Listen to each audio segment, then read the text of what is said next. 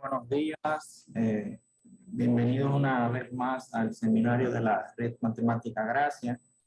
Quiere decir grupo, relatividad, álgebra, combinatoria, integrabilidad y aritmética.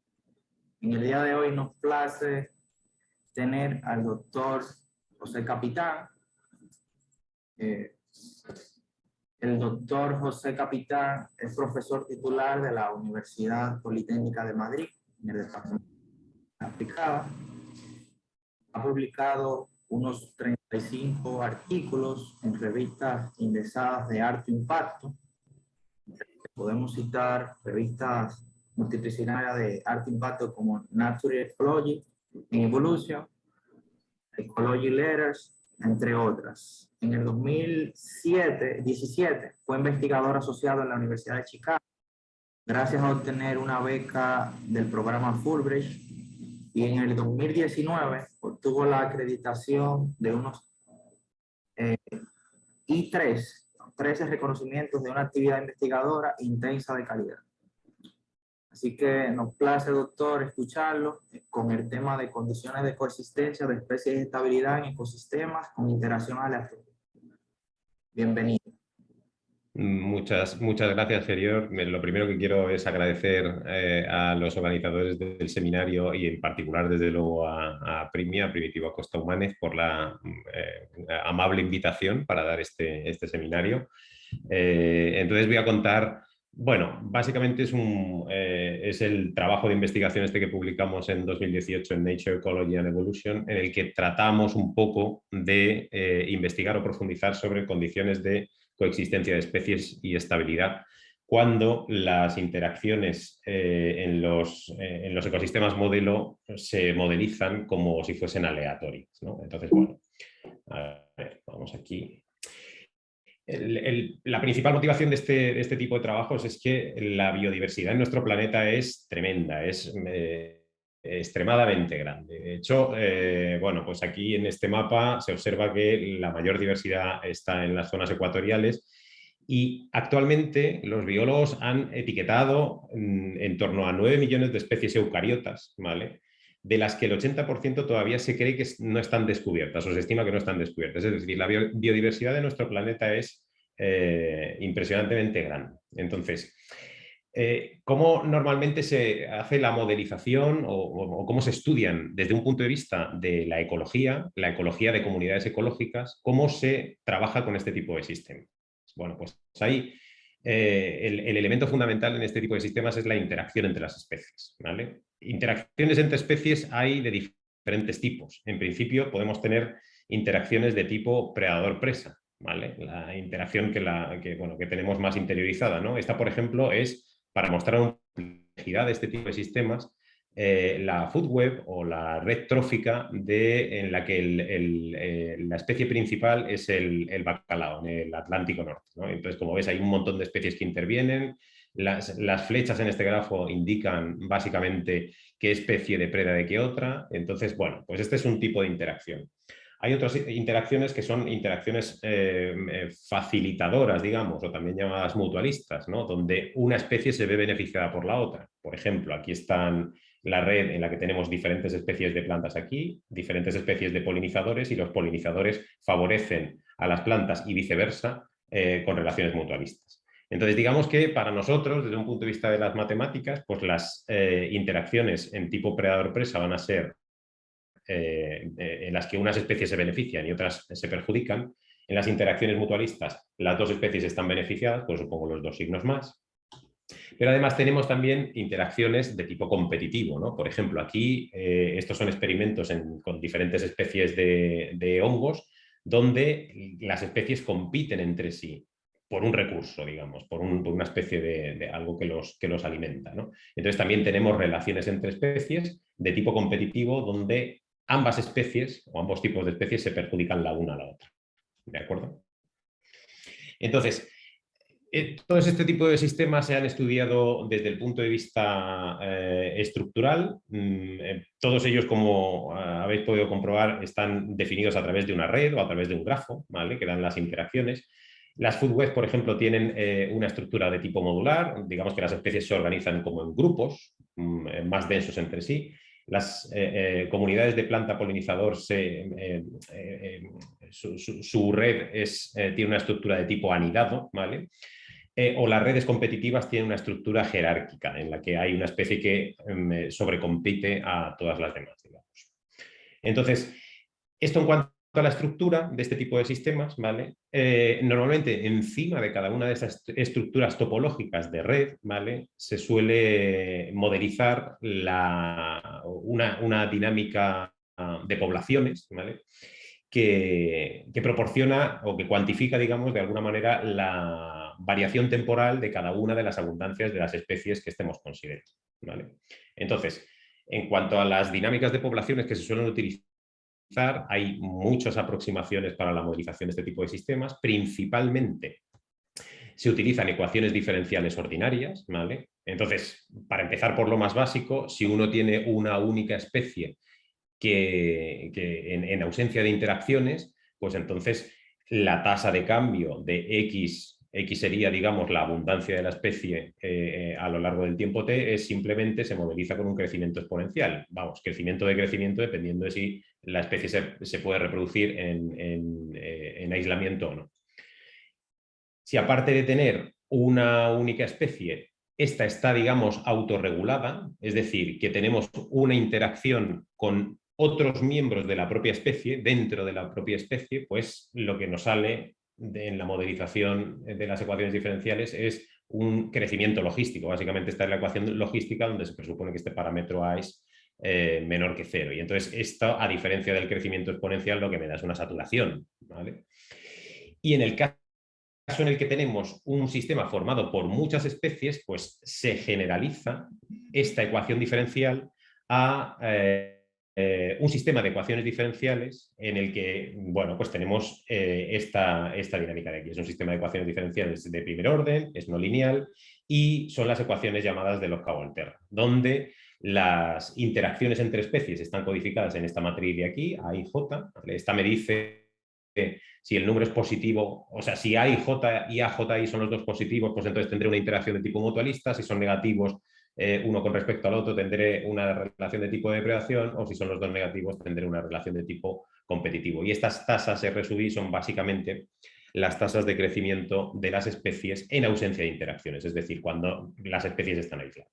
Entonces, utilizaremos estas ecuaciones de Lotka-Volterra para realizar la modelización. Entonces, digamos que he dividido la charla en dos partes. En la primera parte vamos a plantear el problema que motiva el hecho de que desde un punto de vista matemático hay una paradoja, ¿vale? Que contradice un poco lo que se observa experimentalmente. La paradoja es que matemáticamente un sistema formado por un número muy grande de especies es bastante poco probable que sea estable, ¿vale? Y este es un trabajo importantísimo en ecología de un físico, Robert May, que desgraciadamente murió hace, creo, un par de años, ¿vale? Es un trabajo citadísimo. Entonces, digamos que puso negro sobre blanco cómo se puede reconciliar el hecho, la observación real de que los ecosistemas son muy diversos y tenemos una biodiversidad tremenda, con el hecho de que matemáticamente en los modelos habituales uno observa que no son estables, ¿vale? O que es muy difícil que sean estables cuando tengo muchas especies.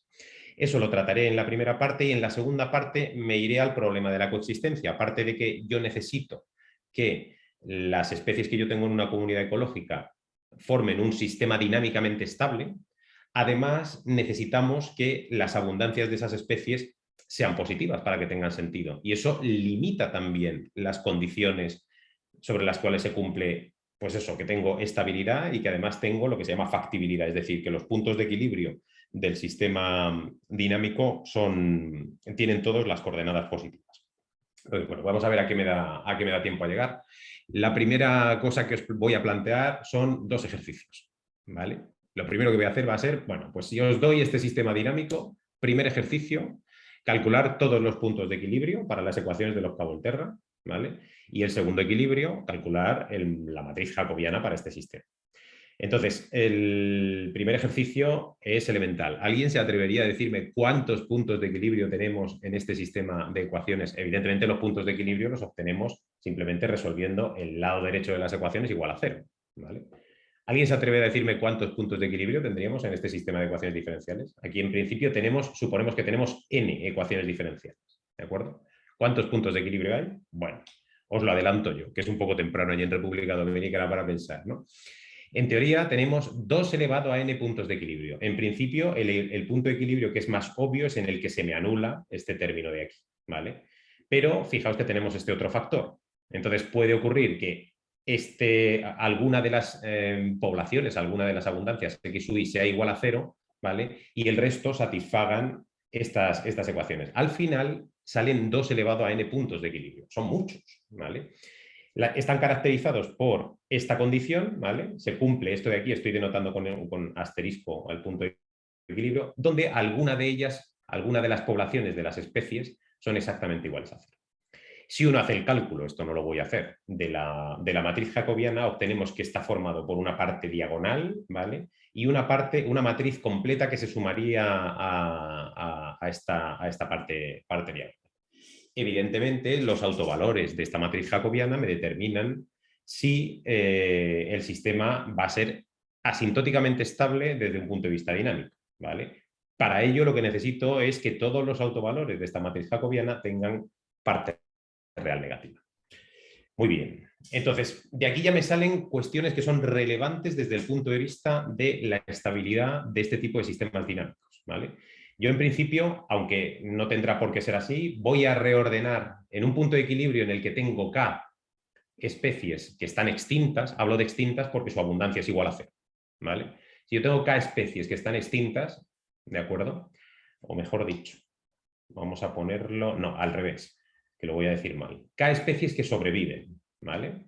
Entonces, pongamos que de estos puntos de equilibrio yo cojo un punto de equilibrio en el que tengo K especies que sobreviven y las restantes n menos K tienen abundancia exactamente igual a 0, ¿vale?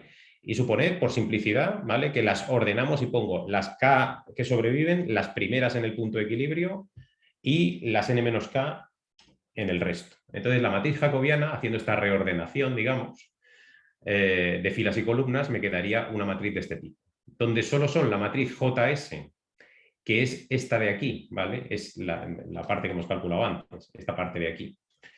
Me determina la estabilidad y esta parte de aquí, JN, que me refiero con N para las especies que no sobreviven, ¿vale? Esta simplemente es una matriz diagonal, ¿vale? Esta parte de aquí es una matriz diagonal, se puede comprobar.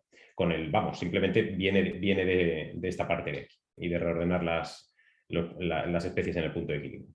Entonces, para que esta matriz sea estable, en principio yo no puedo decir a priori nada sobre esta matriz JS porque depende de la forma que tenga la matriz de interacciones en mi sistema, ¿vale? Pero esta, como es una matriz diagonal y son valores reales, evidentemente, tiene que cumplirse que esto sea menor o igual que 0 para que, es una condición necesaria para que el punto de equilibrio que yo estoy estudiando sea asintóticamente estable. Es decir, esto se interpreta, si nos vamos a las ecuaciones dinámicas que tenemos aquí originalmente, es básicamente la tasa de crecimiento de la especie Y por unidad de abundancia de la especie Y. Es lo que se llama la condición de invasibilidad. Es decir, la especie Y fuera de las que están sobreviviendo en el punto de equilibrio, si tiene una tasa de crecimiento negativa, al final no va a sobrevivir. Para ilustrarlo de manera más gráfica, ¿vale?, en un ejemplo en el que se cumple que la tasa de invasibilidad es positiva, uno empieza con una especie con una abundancia, esto es un ejemplito simplemente con 2 ecuaciones, ¿no? Yo empiezo aquí con una especie que tiene una abundancia 1, ¿vale? Y la otra, la especie X2, tiene una abundancia muy pequeñita, ¿de acuerdo? Si se cumple, mejor dicho, si no se cumple la condición de no invasibilidad, esta condición de aquí, ¿vale?, pues entonces, como no se cumple, la especie va a progresar y va a llegar a un punto de equilibrio en el que coexisten las 2 especies con abundancias positivas, ¿vale? La X2 con 1,6 más o menos, la otra con 0,3 más o menos. Sin embargo, si la condición de invasibilidad se cumple, es decir, que esta especie no es capaz de crecer cuando tiene una abundancia pequeña, lo que ocurre es que llega a tener valor 0 en el punto de equilibrio que alcanza, ¿vale? Es decir, este sistema sería asintóticamente estable, este sería inestable porque tengo un autovalor con parte real negativa. Digamos que aquí, ojo, no lo he dicho y tal, pero estas condiciones son las condiciones cambiadas de signo con la no invasibilidad, ¿vale? Pero bueno, da igual. Esta sería la idea. Entonces, primer ingrediente que me guardo, ¿vale? Para hacer el estudio que voy a mencionar a continuación es condiciones de invasibilidad. Tiene que ocurrir que para las especies que no están sobreviviendo en mi punto de equilibrio, estas cantidades sean negativas, ¿vale? Para que las especies que están fuera de ese punto de equilibrio no puedan invadir y entonces me aumenta el número de especies. Esa una. Luego, la segunda cuestión viene relacionada con unos resultados de matrices aleatorias, ¿vale? Está lo que se llama la ley circular. ¿Por qué esto de la ley circular? ¿Vale? ¿Y por qué utilizamos las matrices aleatorias? Bueno, pues esto está heredado del trabajo que voy a comentar un poco más adelante de Robert May, ¿vale? En su momento, como Robert May estaba interesado en estudiar sistemas con un gran número de especies, con muchas especies, ¿vale? Conocer los coeficientes de interacción de un sistema en el que el número de especies es muy grande es muy difícil desde el punto de vista experimental y desde el punto de vista de la modelización matemática. ¿Cómo los pone uno?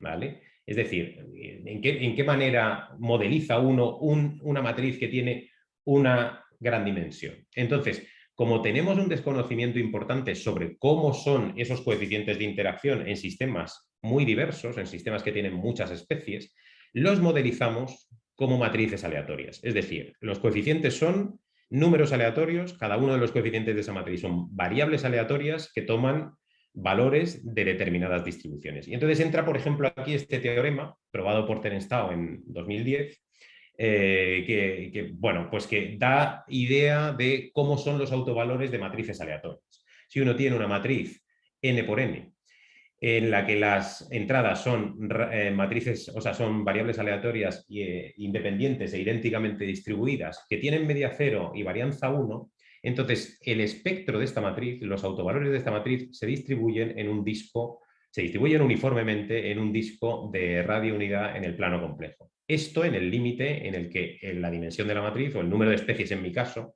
es muy grande. ¿De acuerdo? Entonces, esta ley es universal. Fijaos que este teorema es súper potente porque realmente no hago ninguna especificación de cuál es la distribución de las variables aleatorias, ¿vale? Entonces, como resultado de este teorema, y es una consecuencia bastante inmediata, ¿vale? Si en lugar de tener varianza 1, lo que tengo es una varianza sigma cuadrado en mis coeficientes de interacción, entonces, en lugar de dividir entre raíz de n, ¿vale? Para que me salga el disco unidad, lo que tengo que hacer es dividir entre la matriz entre raíz de n cuadrado por la varianza, ¿vale? Y entonces, esta matriz, o sea, simplemente tienes que escalar dividiendo los coeficientes de la matriz por la varianza para tener todos los autovalores distribuidos en el disco de radiounidad, en el plano complejo. Y luego, esto, en principio, el teorema original es para matrices densas. Si yo lo que tengo es una probabilidad de tener ceros o no ceros en esta matriz, ¿vale? Pues entonces, simplemente lo que hago es variar la varianza o cambiar la varianza. La varianza está cambiando con probabilidad C, digamos. Entonces, simplemente, en lugar de tener varianza sigma cuadrado, la varianza es C por sigma cuadrado y esta matriz, nuevamente, tiene autovalores uniformemente distribuidos en el disco unidad del plano complejo.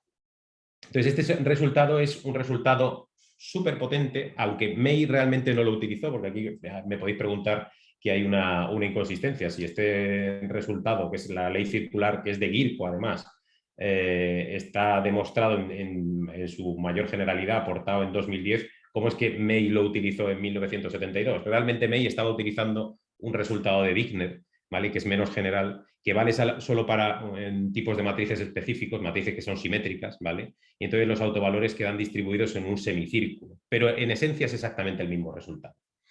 Entonces, May utilizó ese trabajo de Wigner, ¿vale? De autovalores de matrices aleatorias, y en 1972 publicó un artículo en Nature. ¿Podrá ser un sistema complejo grande estable? ¿Vale? Es decir, si yo considero un sistema muy, muy grande, por grande quiero decir con muchas componentes, ¿vale? O sea, en nuestros sistemas ecológicos con muchas especies, ¿vale? Entonces, May encontró que estos sistemas con un gran número de especies, al aumentar el número de especies, el sistema dinámico asociado era cada vez menos estable. Entonces, por ejemplo, o sea, digamos que el trabajo de May básicamente lo que hacía era suponer que el jacobiano directamente, él modelizaba directamente el jacobiano, de una ecuación de Lotka-Volterra. Suponemos que tiene entradas diagonales o elementos en la diagonal, todos constantes iguales a menos d, ¿vale? Un número negativo. Los elementos de fuera de la diagonal son matrices aleatorias, o variables aleatorias, mejor dicho, con media cero y varianza sigma cuadrado. Y tengo una probabilidad C de tener elementos cero o elementos no cero en los elementos no diagonales de esta matriz, ¿vale? Y supongamos que esa matriz que acabo de escribir aquí es el jacobiano de una matriz, de un sistema Lotka-Volter. Bueno, pues calculemos los autovalores de esa matriz. Sabemos, por el teorema de Guirco, que los autovalores, si D fuese cero, estarían distribuidos de la matriz. Esta de aquí, ¿vale? Estarían distribuidos en el disco unidad. Lo que hace la diagonal constante igual a menos D es desplazar el centro de este disco para centrarlo, digamos, en el punto menos D0, ¿vale? Entonces, en este caso, con esta matriz concreta, los autovalores estarán distribuidos en el plano complejo, en un disco del plano complejo de radio sigma por raíz de n por c y centrado en este punto, en el punto menos D0 del plano complejo. Entonces, para que ese espectro sea estable, todos los autovalores tienen que tener parte real negativa y eso me da esta condición de aquí. Y esa condición de aquí es restrictiva, porque si yo tengo valores fijos de la varianza de las interacciones, de la probabilidad de conexión y de la media, por así decirlo, de los elementos de la diagonal, de mi matriz de interacción, entonces, esto digamos que impone un valor máximo al valor del número de especies para que sea estable. Es decir, si yo hago n muy grande aquí, entonces dejaré de satisfacer esta cota superior, ¿de acuerdo? Y entonces de aquí nace la pregunta de Robert May de por qué un ecosistema con muchas especies va a poder ser estable o no va a poder ser estable. En principio lo que te sale es que si tienes muchas especies, dejando fijos los valores de C y D y de sigma, no se va a cumplir la cota, es decir, va a ser inestable, ¿vale? De ahí la pregunta del artículo de Robert May. Entonces, bueno, no solo esto ocurre con unas distribuciones concretas, ¿vale? Con distribuciones normales, el teorema es correcto si yo pongo, esto es básicamente el resultado de Tao, distribuciones normales, distribuciones uniformes, distribuciones normales pero no con matrices densas, sino con una probabilidad de 0,25 de tener elementos 0 o no 0. Como veis, todos son espectros centrados en el disco de tamaño unidad. Bueno, esto no están escalados, digamos, pero vamos, todo concuerda con el resultado de Terence Tao. Entonces, como podéis imaginaros, pues todos estos resultados, este resultado de 1972 de Robert May, lo que hizo fue causar ríos de tinta, por así decirlo, en la literatura en ecología y en ecología matemática. Porque ¿cómo es posible que yo observe en la naturaleza sistemas que tienen una diversidad altísima, que estos sistemas permanecen en el tiempo, ¿vale? Entonces yo observo en la naturaleza sistemas estables y que perduran en el tiempo y sin embargo matemáticamente, con los modelos más sencillos que se me pueden ocurrir, las modelizaciones más elementales, obtengo que al aumentar n, al aumentar la diversidad de los sistemas, voy a quebrantar el requisito de estabilidad. Entonces, esto ha dado lugar a ríos de literatura sobre por qué los ecosistemas reales de verdad son estables. Entonces, estabilidad estructural de los sistemas mutualistas. Estos son todos artículos publicados en revistas de un alto impacto. ¿Vale? Coexistencia en comunidades ecológicas grandes y factibilidad de los equilibrios. El escalado alométrico mejora la estabilidad en las food webs. Lo mismo la estabilidad. En fin, como podéis imaginaros, esto creó en la literatura ecológica un importante debate que a nosotros nos ha beneficiado, a los que hemos trabajado desde tiempo atrás en este tipo de modelización, porque hay un montón de problemas matemáticos por resolver aquí. Es lo que se llama el debate diversidad-estabilidad, o también llamado a veces complejidad-estabilidad. ¿Vale? Bueno, por comentar también un poco, si ponemos algo de estructura en las interacciones de los sistemas que estamos modelizando, recordar que al principio de la charla mencioné que las interacciones pueden ser de tipo predador-presa, pueden ser mutualistas, etcétera. Bueno, pues las condiciones de estabilidad las estudió el profesor Alesina, que es con el que yo he trabajado durante un tiempo atrás en la Universidad de Chicago. Pues con este trabajo con una estudiante de doctorado, publicaron en Nature en 2012, cuáles eran las condiciones que extienden un poco el resultado de May en el caso en el que yo pongo una estructura concreta a las matrices de interacción, ¿vale? Si las matrices de interacción son de tipo predador-pesa, sabemos que tienen una estructura modular y entonces los coeficientes tienen un patrón, además de ser aleatorios. Bueno, pues entonces las distribuciones de los autovalores tienen determinadas formas en las que no voy a entrar, y igual que antes tenemos una serie de límites, ¿vale?, a la estabilidad que me indican, pues bueno, si sobrepasas este valor del número de especies en diferentes tipos de sistemas, pues vas a obtener sistemas que pues van a tener probabilidad de estabilidad tendiendo a C, cada vez menor, ¿vale? Entonces, bueno, pues esto es, digamos, un poco el contexto en el que yo me voy a mover en esta charla, ¿vale? Digamos que tenemos esta paradoja entre lo que me dice la teoría y lo que me dice la observación empírica en la naturaleza. Entonces, en la segunda parte voy a proponer una solución, que es el trabajo que realicé con el profesor Alesina en 2017. Vamos a proponer una solución alternativa, digamos, al problema de la estabilidad, ¿vale? Y esto se basa en la siguiente observación. La mayor parte del trabajo teórico que se ha hecho hasta el momento, o lo que hacía May o lo que hizo Alesina en el año 2012, es estudiar la estabilidad y la factibilidad, ahora entraré un poco más en detalle en qué significa esto de la factibilidad, de los puntos de equilibrio de una dinámica dada, pero considerando que todas las especies tienen que coexistir. Es decir, si yo estoy estudiando un sistema de ecuaciones diferenciales en el que tengo n especies, yo intento que las n coexistan a la vez, ¿vale? Como vais a ver a continuación, esto es muy poco probable.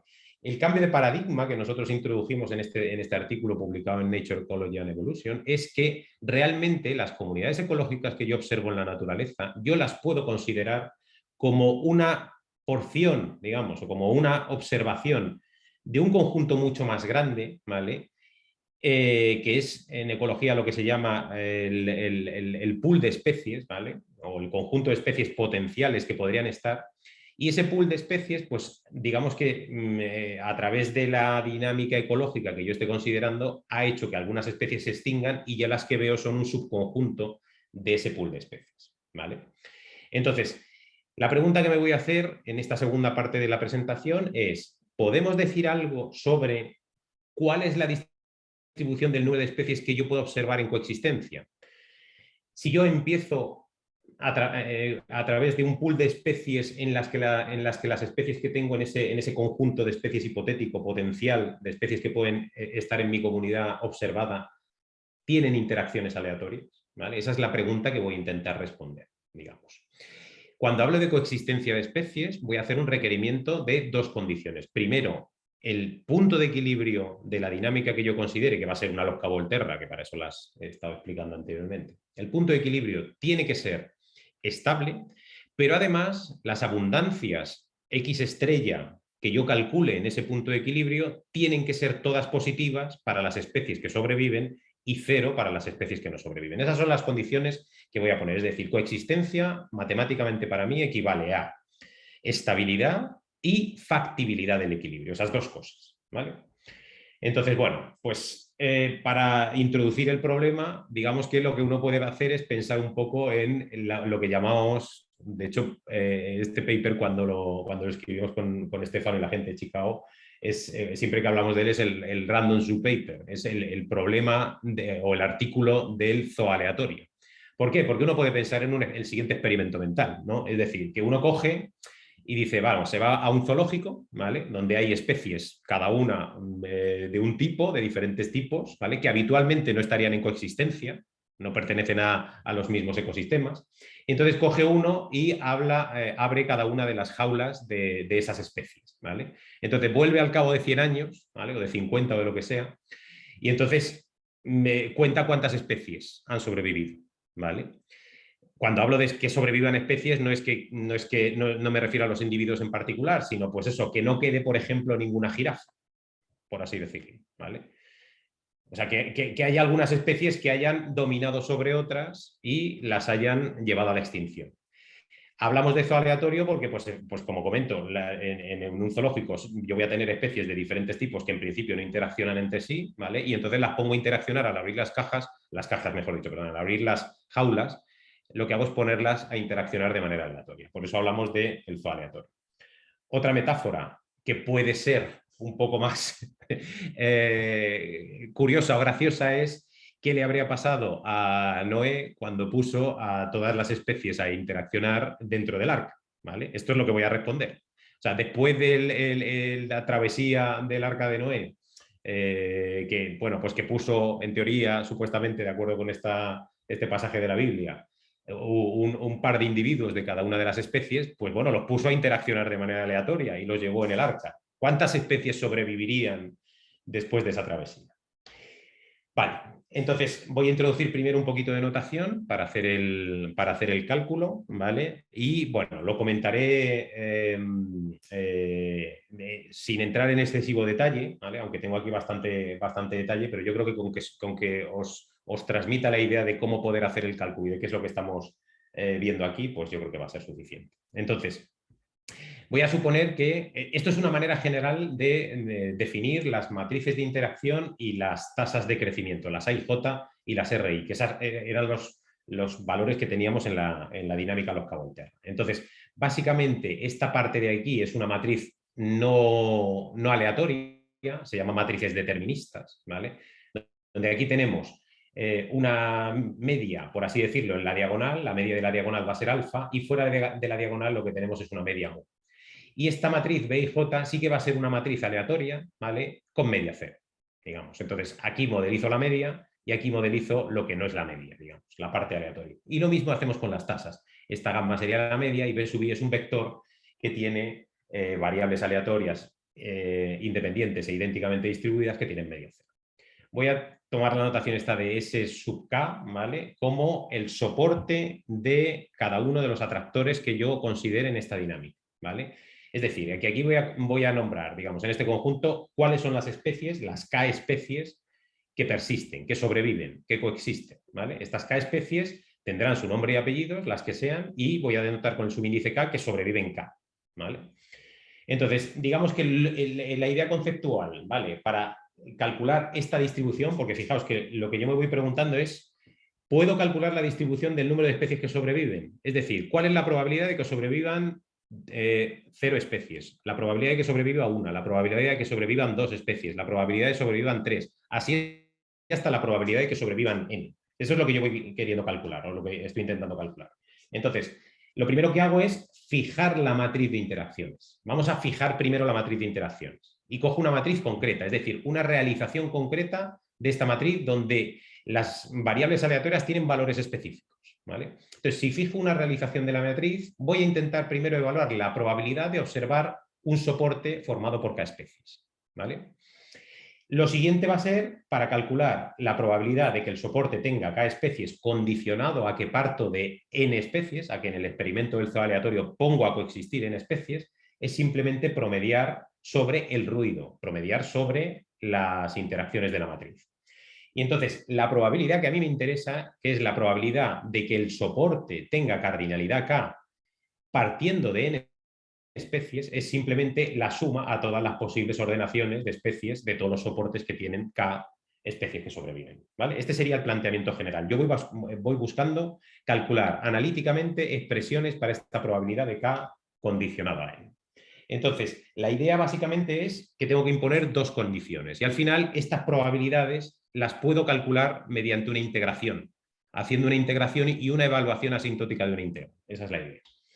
Entonces, la notación es, vamos a suponer que en mi punto de equilibrio, que es X estrella, lo ordeno primero poniendo las K especies que sobreviven y luego los ceros, las especies que no sobreviven. Entonces, visualmente, el punto de equilibrio sería este vector, donde aquí tengo lo que sobrevive y estos son las 3 especies, en este caso 3, que se extinguen. Y entonces, teniendo en cuenta esta ordenación, esta partición, la matriz se divide como en estos dos bloques, ¿vale? Lo mismo hago con el vector de tasas, ¿vale? El vector de tasas lo divido entre, también lo reordeno, evidentemente he tenido que reordenar la matriz, ¿vale? Pues el vector de tasas también lo reordeno para que primero estén las tasas correspondientes a las especies que sobreviven y luego aquí las tasas de las que no sobreviven. Entonces, se tienen que cumplir estas dos condiciones. La primera de las condiciones es la que me define el punto de equilibrio, ¿vale? El punto de equilibrio para las especies que sobreviven es anular el lado derecho, voy a ir para atrás, ¿vale? Anular el lado derecho de las ecuaciones de Lotka-Volterra, es decir, A por X igual a menos R, esta parte de aquí, esto de aquí, ¿vale? Entonces, esa es la primera de las condiciones que yo voy buscando, ¿vale? Que al final esto se reduce matricialmente a que esta submatriz multiplicada por este subvector más la parte correspondiente del vector de tasas me dé exactamente igual a esta columna de ceros aquí, ¿vale? Y luego las condiciones de no invasibilidad, uno puede ver, utilizando esta forma del vector directamente, que equivalen, recordad que esto de las condiciones de no invasibilidad era que las especies que no estaban en el punto de equilibrio no pueden invadirlo, ¿vale? Para que el punto de equilibrio sea asintóticamente estable. Uno puede comprobar que eso equivale a coger esta submatriz de aquí, multiplicar por el vector de especies en el equilibrio, de las que sobreviven, sumarle el vector correspondiente a las tasas de las especies que no sobreviven y eso me tiene que dar números negativos, que los he pintado en rojo para que sea visual, ¿vale? Entonces, lo que yo quiero calcularme es la probabilidad de que estas dos condiciones ocurran, teniendo en cuenta que la matriz A son la matriz A y el vector R son matrices y vectores aleatorios, ¿vale? Bueno, para poder hacer el cálculo hasta el final, vamos a hacer una suposición fuerte de estabilidad, ¿vale? Que es la condición de estabilidad diagonal, ¿vale? Del IAP1, ¿vale? Se dice que una matriz A es diagonalmente estable en el sentido del IAP1 si existe una matriz diagonal D, ¿vale? Tal que esta combinación D por A más A traspuesta por D es una matriz negativa definida. Entonces, con esta condición se cumple el siguiente teorema probado por Hofbauer y Zygmunt, recomendación de libros sobre sistemas dinámicos relacionados con este tema de especies. El libro de Hofbauer y Zygmunt es un clásico que relaciona además las ecuaciones de los Cavolterra con la teoría de juegos, ¿vale? Bueno, recomendación. Si tenemos una matriz A que es diagonalmente estable en el sentido de Lyapunov, entonces para cualquier vector de tasas, las ecuaciones de los Cavolterra solamente tienen un punto de global único que además es un punto de equilibrio único que además es globalmente estable, ¿vale? Es decir, que toda la dinámica, si yo supongo esta condición de estabilidad diagonal, ¿vale? Toda la dinámica me va a llevar a un único atractor de manera globalmente estable, ¿vale? Así que, para evitar tener que hacer el cálculo de cuál es la probabilidad de que el sistema sea estable, ¿vale? Vamos a suponer que las matrices de interacción que yo estoy trabajando con ellas verifican esta condición de estabilidad global y entonces con eso yo puedo hacer el cálculo, simplemente centrándome en la factibilidad. Al final, esta parece una condición bastante restrictiva, pero uno puede satisfacerla simplemente introduciendo un elemento en la diagonal negativo que sea suficientemente grande. Si este alfa es suficientemente grande y negativo, entonces tiene garantizado que existe esta condición de que esta combinación es negativa definida, ¿vale? Entonces, digamos que lo que ocurre es que si yo tengo esta condición de estabilidad, sabemos que la dinámica va a un único punto de equilibrio globalmente estable, por lo tanto va a ser no invasible por el resto de especies que no están en el soporte, ¿vale? Muy bien, voy a contar básicamente el caso de media cero, que es el que se entiende más sencillito, ¿vale? Y luego después daré una idea muy sencilla de cómo hacer el cálculo del caso de mediano cero, porque además, bueno, pues me gustaría terminar en 10 minutos como máximo, ¿vale? Para no hacerlo muy extenso. Entonces, primero nos vamos al caso más próximo al trabajo de May, ¿vale? Que es el caso en el que las interacciones tienen media cero. ¿Qué quiero decir con media cero? Bueno, pues que la mu, ¿vale? Que es la media de los elementos de fuera de la diagonal en la matriz de interacción, es igual a cero. La gamma es igual a cero, es decir, las tasas de crecimiento de las especies tienen media cero y B y J y B sub I, ¿vale? La parte aleatoria de la matriz A y la parte aleatoria del vector de tasas son variables aleatorias distribuidas simétricamente en torno al cero, ¿vale? Bueno, pues entonces en ese caso uno puede calcular la probabilidad que vamos buscando, la probabilidad de que la cardinalidad del atractor sea K partiendo de n especies. Esta distribución es simplemente una distribución binomial con los parámetros n y el parámetro de probabilidad de la binomial igual a un medio. Ya está, una binomial, así de sencillo. Como consecuencia, ¿qué es lo que me dice la binomial? Bueno, pues me dice que en media, como resultado del experimento, si yo tengo medias cero en las interacciones, en media yo espero ver la mitad de las especies que pongo a interaccionar. Es decir, si en el experimento del feo aleatorio pongo a interaccionar 100 especies, al cabo de 100 años esperaré observar 50 solamente, en media, ¿vale?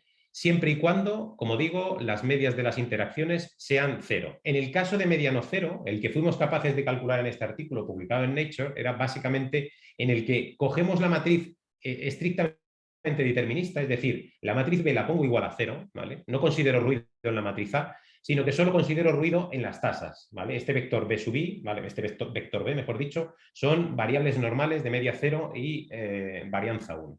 Entonces, en ese caso, uno puede calcular esta distribución. Esta distribución es mucho más complicada, ¿vale? Y ya no tiene una distribución simétrica, como es el caso de la binomial, ¿vale? Sino, pues bueno, pues que tiene una condición para el coeficiente de asimetría de la distribución, dependiendo de los parámetros. Y esto sería como una especie de análogo a la condición de May, pero para la factibilidad.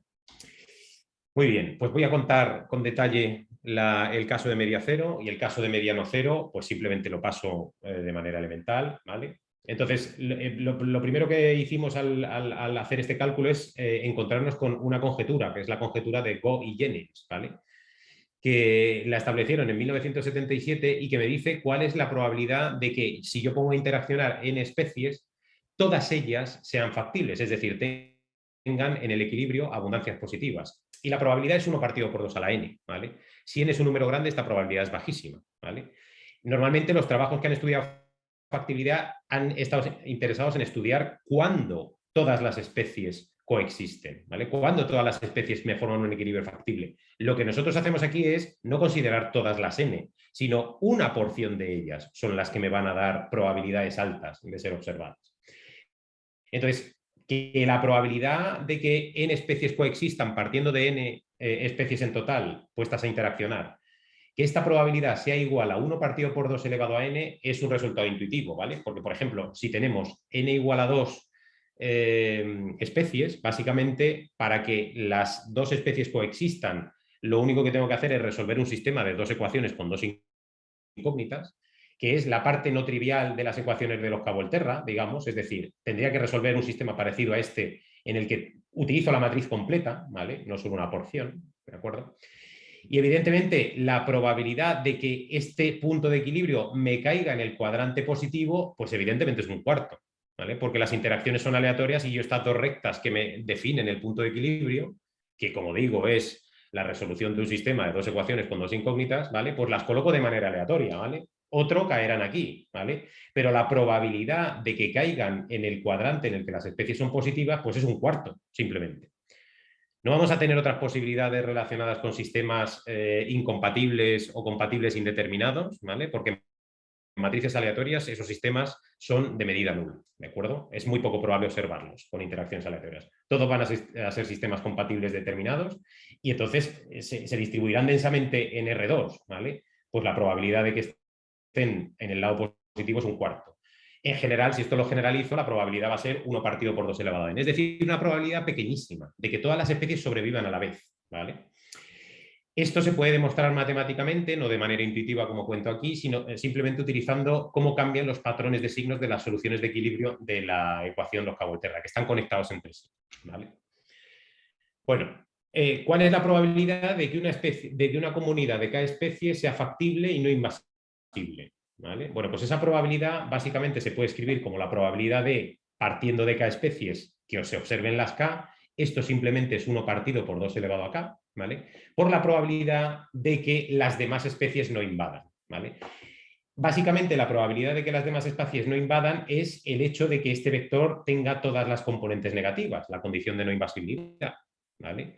Igual que antes, cualquier patrón de signos para las entradas de este vector es igualmente probable. Por lo tanto, la probabilidad de que las k especies, perdón, la probabilidad de que las n-k especies no invadan es 1 partido por 2 elevado a n-k, porque cualquier patrón de signos es igualmente probable aquí. Entonces, están conectados entre sí, al final todos me dan la misma probabilidad, un medio.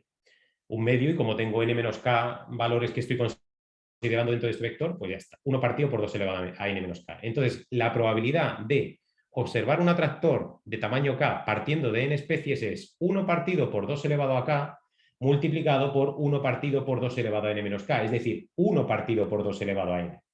Si ahora lo que hago es considerar las posibles ordenaciones de esas K especies que van a tener abundancia positiva, me aparece el número combinatorio y la probabilidad de obtener K especies a partir de n es simplemente la distribución binomial con parámetro P igual a 1/2. ¡Hala! Este es el cálculo, así de sencillo, ¿vale? Lo que vamos a obtener es probabilidades binomiales. Además, este resultado es robusto a ponerle diversas estructuras completa, estructuras de grafo aleatorio, estructuras de grafo de tipo power law, estructuras modulares, estructuras bipartitas. Me da igual. Hagamos lo que hagamos, ¿vale? Y suponiendo que las medias de las interacciones son 0, siempre me salen distribuciones binomiales. También si pongo correlaciones entre los elementos de matriz, me salen distribuciones binomiales. El resultado es completamente general, en el caso de media cero, poniéndole pues, bueno, diferentes patrones a las estructuras de red. Igual aquí, como digo, cuando considero estructuras de redes en las que tengo módulos con más interacción que otros o estructuras bipartitas, ¿vale? Muy bien. Para el caso del mediano cero, tengo aquí bastante material y no voy a entrar en detalle, simplemente voy a mencionar que en este caso lo único que hace uno es partir de la distribución de las tasas, que es una distribución normal, porque yo estoy suponiendo que las B sub I estas son variables normales entre 0 y 1, ¿vale? Básicamente, esta es la probabilidad que yo querría integrar. Lo que hago es hacer un cambio de variables del vector R de tasas a el vector X y Z, ¿vale? Es decir, mi par RS-RN, que es la variable de esta distribución, hago un cambio de variables al par XZ, ¿vale? Haciendo ese cambio de variables simplemente me entra un jacobiano en la integral y yo lo que quiero es integrar para que todas las X sean positivas, por eso introduzco aquí esta función paso de Heaviside, y para que todas las Z sean negativas, porque eso es lo que me da la condición de no invasibilidad. Es decir, yo tengo esta expresión de aquí, esta exponencial, ¿vale? Eso va aquí metido dentro y tengo que intentar evaluarme esta integral multidimensional, ¿de acuerdo? Bueno, me voy a quedar aquí. Básicamente, la idea es, como la matriz es una matriz determinista, simplemente puedo evitarme el promedio en el ruido de la matriz. Básicamente, esta integral n-dimensional se puede calcular o se puede transformar en una integral doble mediante una transformación de Hubbard-Stratonovich, ¿vale? Ahora comentaré brevemente lo que es. Y esa integral doble se puede evaluar de manera, haciendo un desarrollo asintótico, esa integral doble se puede evaluar en el límite n tendiendo a infinito. Es lo que se llama una técnica de puntos sigma, ¿vale? Entonces, básicamente, la idea, por contarlo rápidamente, la idea de la técnica esta, o la transformación de Hubbard-Stratonovich, básicamente se basa en estas identidades, que son identidades bien conocidas de la variable compleja, ¿no? Uno sabe que la transformada de Fourier de la gaussiana también es otra gaussiana, ¿vale? Si lo que hago es hacer la transformada, digamos, la transformada de Fourier en dos variables de una gaussiana, ¿vale? ¿De acuerdo? Esto de aquí, estoy haciendo la transformada de Fourier en la variable i y en la variable w de esa gaussiana, pues lo que me sale es también otra gaussiana, pero bueno, que tiene una expresión más complicada en el exponente. ¿Por qué es ventajoso esa transformación? Bueno, pues por lo que me sale cuando hago ciertos cambios de variable en esta integral, al final me queda un exponente aquí g de xz, ¿vale? Que tiene esta expresión. Y ese exponente g de xz, imaginaos que este término no estuviese y este término no estuviese tampoco. Bueno, pues simplemente sería una suma de cuadrados, con lo cual sería una integral gaussiana que sería elemental de evaluar, porque las integrales en las que tengo e elevado a menos x al cuadrado son fáciles de evaluar en términos de funciones error, por supuesto, ¿vale? Sin embargo, tengo este término de aquí, que es una suma de variables al cuadrado, y este término que aquí, que es un producto de sumas de variables que me estorban, ¿vale? Bueno, pues introduciendo esta transformación, es decir,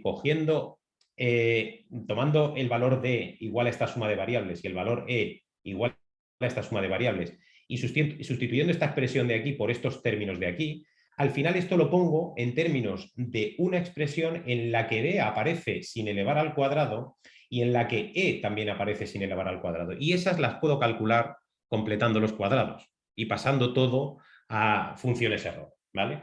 Esa es la idea de la transformación de Hubbard-Stratonovich. Entonces, haciendo eso, uno es capaz de escribir la integral multidimensional en términos de esta integral doble.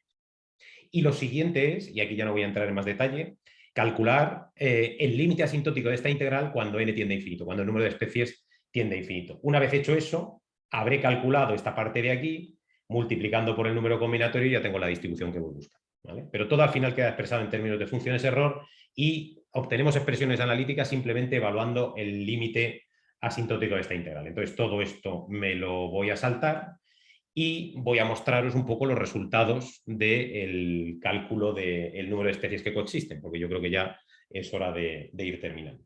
Entonces, aquí, aunque no se aprecia muy bien, las distribuciones son asimétricas. No se aprecia, bueno, sí que se aprecia, sobre todo en las que el número de especies es pequeño, ¿no? Aquí las distribuciones del número de especies que coexisten son asimétricas, al contrario de lo que pasaba en el caso de media cero, ¿vale? De hecho, si uno calcula el valor esperado del número de especies dividido partido por n, pues aquí tengo especies, tengo configuraciones de los parámetros, la tasa de crecimiento gamma y las medias de las interacciones en los que la media es menor que un medio, ¿vale? Aquí digamos que tendríamos distribuciones asimétricas y desplazadas hacia la izquierda, hacia medias pequeñas, y aquí tengo distribuciones hacia medias grandes. Es decir, es posible que coexistan muchas especies. Lo único que tienes que hacer es elegir adecuadamente los parámetros, ¿vale? De hecho, la condición básicamente es que esto se cumpla, ¿vale? Esta condición alfa por gamma partido por mu escalado, no he dicho lo que es el mu escalado, pero bueno, igual a 1 partido por 2pi, básicamente es esta recta de x, que es la que me determina cuándo voy a tener pocas especies en la parte azul, digamos, o muchas especies en la parte roja, ¿de acuerdo? Si ponemos estructuras de red, la verdad es que los resultados prácticamente no cambian, no modifican, ¿de acuerdo? Aquí, por ejemplo, estamos utilizando 4 estructuras de red diferentes, una estructura de red aleatoria, una estructura de red de tipo ley de potencias en la distribución de grado, una estructura bipartita o modular, y entonces, como vemos, los resultados de simulación numérica del número medio de especies para diferentes valores de la gamma, de la media de las tasas de crecimiento, prácticamente coinciden con la curva que es la predicción analítica en el que yo no supongo ninguna estructura de red, sino que la red, o sea, las interacciones forman una matriz completa. Lo mismo pasa si lo que hago es, en lugar de dejar fijo la media de las interacciones, varío la media de las tasas de crecimiento, también el número medio de especies se ajusta muy bien con lo que obtenemos con diferentes estructuras de red. Y nada, bueno, básicamente esto es un poco lo que os quería comentar. Simplemente, como resultados de este trabajo, que ya digo que se publicó en Nature Ecology and Evolution en 2018, perdón. Nos podemos calcular analíticamente con estas técnicas de combinar cálculos de matrices aleatorias con cuestiones de estabilidad y factibilidad de los puntos de equilibrio. Y lo hemos calculado en 2 casos. En el caso de media cero, sacamos la distribución que es binomial. En el caso de mediano cero, tenemos una expresión más complicada que me determina si puedo tener o no tener un buen número de especies. En este caso, como estoy suponiendo estabilidad, la condición fuerte de Lyapunov la estoy suponiendo, el efecto de la estructura de la red en la coexistencia es relativamente poco importante, ¿vale? Es modesto. Entonces, cosas que se pueden hacer para extender este trabajo, bueno, pues primero utilizar patrones diferentes para los coeficientes no cero, no para la estructura, para los valores en los que tengo cero o no cero, ¿vale? Que sostienen las estructuras que ya he analizado, la estructura aleatoria, la estructura de tipo ley de potencias, etcétera. No, me refiero a los patrones de los valores numéricos de los coeficientes en estas redes, ¿vale? Esto se ha visto que influencia en la estabilidad bastante, o determina bastante la estabilidad. O sea que es una cosa a estudiar. Una cosa importantísima, que es una cosa en la que estoy trabajando ahora, es relajar la condición de estabilidad diagonal de Lyapunov, ¿vale? Esto es una cosa que es bastante complicada porque, claro, ya además de incluir las condiciones de no invasibilidad y de factibilidad, tengo que incluir las condiciones de factibilidad, que para eso necesito introducir dentro de estas integrales las distribuciones de los autovalores y de los autovectores, lo cual no es complicado, no es elemental. Y bueno, todo esto se puede relacionar con cómo las especies se van conformando a través de sucesivas invasiones en una comunidad ecológica, ¿vale? Entonces, básicamente, aquí conjeturamos que la probabilidad de encontrar una secuencia de ensamblaje en nuestras comunidades dentro del esquema que he comentado aquí, la probabilidad de que yo tenga esa secuencia de invasiones, ¿vale? Que me dé las especies que sobreviven exactamente al final cuando las pongo todas juntas, ¿vale? Esta probabilidad converge a 1 conforme el número de especies que yo tengo en mi comunidad aumenta, ¿vale? Es decir, para comunidades grandes va a ser equivalente poner todas las especies juntas a interaccionar a la vez que ir invadiendo una a una hasta llegar al punto de equilibrio. Y eso, bueno, de hecho hay un artículo publicado recientemente también por Estefano, por Alexina, en el que estudian las condiciones en las que esto se cumple. Básicamente esto era lo que os quería comentar. Muchas gracias por vuestra atención y yo ya lo dejo aquí. Excelente. Vamos a abrir una sesión de preguntas ahora, levantando la mano por parte del público. Muchas gracias. Pues cualquier pregunta Doctor Primitivo, adelante. Muchas gracias. No, le cedo la palabra entonces a Adonis porque pensé que como no habían levantado la mano, entonces... Sí, de acuerdo. Pero, ajá. Adonis Vázquez, adelante. Gracias por darme la palabra. Distinguido maestro, de verdad que ha sido muy fascinante todo lo que nos ha presentado, la estructura, o sea, muy interesante. Solamente me quedé así como con la duda. Y si yo tengo en especie, yo digo, bueno, yo quiero estudiar específicamente esta especie. Y yo digo, a los 100 años, cuando yo deje a las N especies ahí, ¿esta me va a sobrevivir? O sea, Claro. o va a llegar o sea, porque yo me quedé así como, wow, o sea, pero yo podría entonces hasta llegar a predecir si una especie en los procesos evolutivos puede, no sé, seguir. Aquí, claro. Muchas gracias por tu pregunta, Adonis. Aquí intervienen muchos factores. Digamos que aquí yo estoy haciendo una modelización muy sencilla, en la que solo estoy considerando procesos ecológicos. Los procesos ecológicos me refiero a que son aquellos en los que las especies interaccionan entre sí, ¿vale?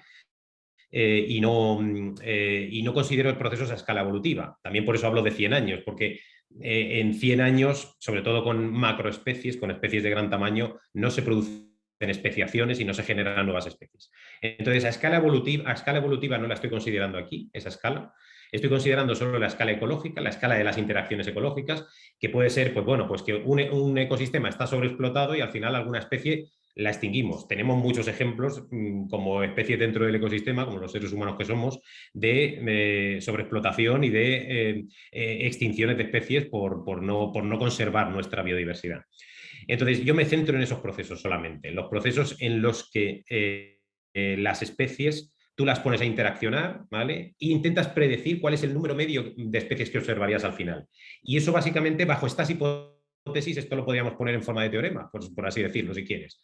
Si supones que tienes media cero en las interacciones y supones que tienes media cero en las tasas, ¿vale? Entonces, al cabo de mucho tiempo, es decir, asintóticamente, esto por eso hablo de asintóticamente, es porque estoy pensando en los puntos de equilibrio, es decir, en tiempo infinito en teoría, pero vamos, en tiempo suficiente. ¿Cuántas especies van a coexistir en media? Pues en ese caso, de medias cero, tú esperarás que observar solo la mitad de las especies, n medios, porque la distribución que sale calculada, y este es un cálculo exacto además, es binomial. Si tienes medias en las interacciones o tienes medias en el vector de tasas, ¿vale? Pues ahí el valor esperado del número de especies ya va a ser distinto y depende, bueno, pues de la forma específica en la que le pongas las interacciones, pero también puedes hacer una predicción, que en este caso va a ser aproximada, pero en el límite n tendiendo a infinito los cálculos que he mostrado son muy aproximados, son muy adecuados, porque la expansión asintótica funciona, calculada con las técnicas de puntosilla, funciona muy bien. Entonces, digamos, a la respuesta a la pregunta que me haces, si yo considero solo procesos ecológicos y estoy dentro de, o sea, también evidentemente como condiciones o como hipótesis de ese teorema hipotético, tendríamos que hablar de que estoy suponiendo que la dinámica de las especies es la lógica Volterra, las interacciones son aleatorias, etcétera, etcétera. Todas esas hipótesis, si se diesen, uno esperaría que en media observa solo la mitad de especies, en el caso de media cero. Muchísimas gracias, de verdad que sí. Gracias a ti. Excelente. Doctor Primitivo. Muy bien, pues muchas gracias. Ha sido, sí, como dice mi estudiante Adonis, una excelente conferencia y además es que estoy un poco familiarizado porque tengo el honor de ser coautor con el Expósito con el expositor y bueno, sí, solamente un comentario. Aquí hay mucho trabajo también sobre integrabilidad e incluso hay trabajos en cursos sobre integrabilidad de este tipo de procesos, ¿no? Evidentemente. Y de hecho, bueno, o sea, si quieres, abundando un poco, Primi, por compartir un poco y relacionarlo con todo el tema de integrabilidad, al final, en todos estos cálculos en los que no he entrado mucho en detalle, todo esto, lo que está por debajo, que es una cosa que yo en algún momento dado hablaré con Juanjo, esto de aquí, estas integrales, estos son integrales de camino al final. Esto es una integral de camino. Con lo cual, aquí digamos que toda la cuestión de la integrabilidad y tal entra casi de manera natural. Al final, aquí lo que estamos haciendo es un cálculo similar a la evaluación de una función de partición. Lo que pasa es que la función de partición, en este caso, el integrando es distinto, viene motivado por otras cuestiones, ¿vale? Pero es en esencia lo mismo. Entonces, esto es una cuestión de ver qué se puede hacer aquí desde el punto de vista de la integrabilidad en integrales de este tipo. ¿Vale? O sea que es una cosa a explorar, ¿vale? Ya lo comentaremos en su momento. O sea, desde luego esto es una cosa que yo tengo pensado comentar con Juanjo. Claro, es que ahí se ve cuando tienes uno sobre la raíz, o sea, 1 sobre 2 pi a la n medios prácticamente. Ahí está Sí. como la acción y todo está allí. Sí, Claro, sí. claro. Al final aquí lo tienes todo. Al final tienes una exponencial aquí. Bueno, si quieres verlo aquí en el integrando, tienes la exponencial de una cierta función. Aquí tienes la acción. Esta sería la acción, digamos. Lo que pasa es que no estoy integrando, aquí hay una sutileza también, que es que no estoy integrando a todo el espacio de fases, por así decirlo, sino que estoy integrando, me interesa que las X sean positivas para que esto sean abundancias y las Z sean negativas para que las N-K especies no invadan la comunidad que está residente, por así decirlo. Entonces, digamos que hay una vueltecilla de tuerca aquí, porque estas condiciones dificultan el cálculo, ¿vale? Habría que dar una pensada, pero efectivamente, esto tiene toda la pinta, una vez que uno lo escribe, tiene muchísima pinta de una acción y de una integral de camino, desde luego. Sí, ahí aparece el determinante también. Va a ser el inverso del otro, o sea, esta matriz A va a ser la inversa de la otra que va a estar relacionada. Bueno, tiene la pinta de que va a ser eso. Eso es, efectivamente. Sí, sí. Pues muchas gracias. Sí, perdón. No, muchas gracias por el comentario, Primi. También otra vez reiterar el agradecimiento por la invitación, por supuesto. Perfecto. Muy bien, pues, Herior, ¿tienes ya digamos, para hacer el cierre? Sí, si hay otra pregunta, por favor, le agradeceríamos. Al parecer no. Bueno, doctor Capitán, muchísimas gracias. De verdad que su charla ha sido muy emotiva y sobre todo nosotros que estamos introduciéndonos en ese mundo junto a Primitivo y Morales. Así que, Sí, que, perdón que interrumpa, Herior. Dicho sea de paso, Herior es estudiante de Juanjo y mío. Estamos trabajando precisamente en integrales de caminos también. Fantástico, pues me ha comentado efectivamente que estaba trabajando contigo y con algún estudiante allí en República Dominicana. Entonces, bueno, me alegro de conocerte, Herior, y de ponerte cara por así muchas decirlo. gracias. Le agradecemos a usted por traer esta charla. Pues estupendo, agradecido yo también, muy, muy agradecido. Muchas gracias. Pues para finalizar queremos agradecer a la Red Matemática Gracia, el Instituto de Matemática de la Universidad Autónoma de Santo Domingo, a la Sociedad de Matemática de la República Dominicana, Somaredo, y Sembrando Pensamiento Científico. Así que damos por concluida la charla de hoy y hasta el próximo encuentro. Pues muchas gracias, un placer veros a todos. Hasta luego. Un abrazo, Capi. Bye. Adiós, un abrazo, Primi. Chao. Chao.